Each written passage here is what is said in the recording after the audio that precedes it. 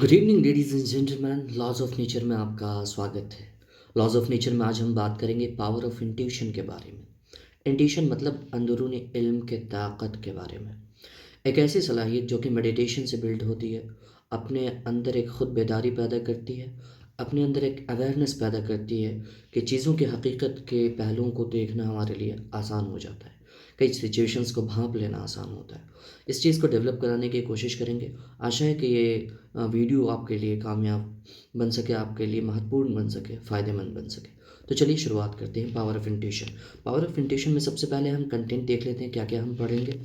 Mindfulness meditation, जहन को मुराकबा करना, ट्रस्ट योर गट, अपनी गट पर, अपने स्किल पर विश्वास करना, रिफ्लेक्ट ऑन पास्ट इंट्यूशंस, ऐसे इंट्यूशंस जिसके आपने पास्ट में आपने कभी उसका लाभ लिया हो, फ़ायदा लिया हो, उसको रिफ्लेक्ट करना, देखना।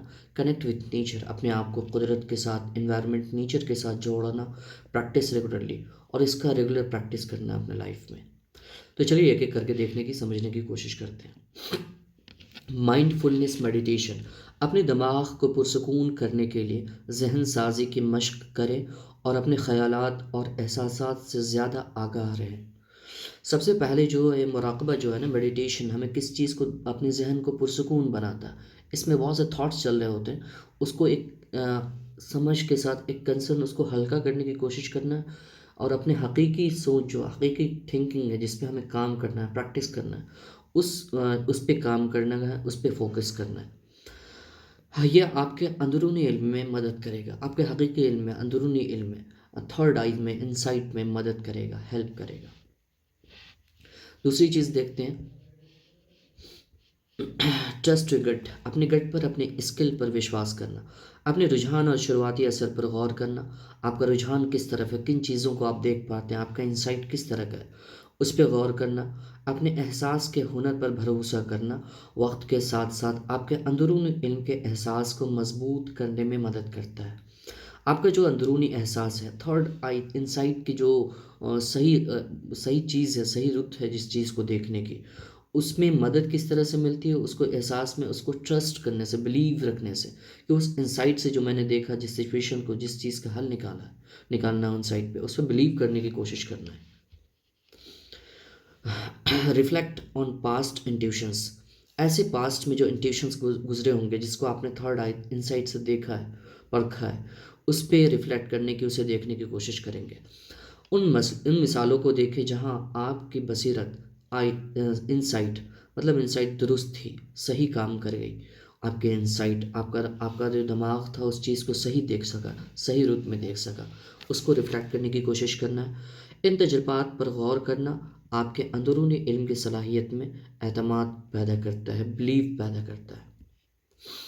कनेक्ट विथ नेचर, कुदरत के साथ ख़ुद को जोड़ना, अपनी मजबूरी बेदारी को बढ़ाने के लिए प्रकृति में वक्त गुजारें। इस नेचर में आप वक्त गुजारेंगे तो चीज़ों को बेहतर तौर पे, बेहतर इंसाइट से देख सकेंगे।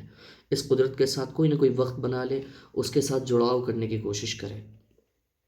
कुदरती माहौल में रहना आपके हवास, आपके कॉन्शियस और अंदरूनी इल्म को तेज़ कर सकता है, आपके हवास को, आपके कॉन्शियस को बढ़ा सकता है, इंसाइट को बढ़ा सकता है।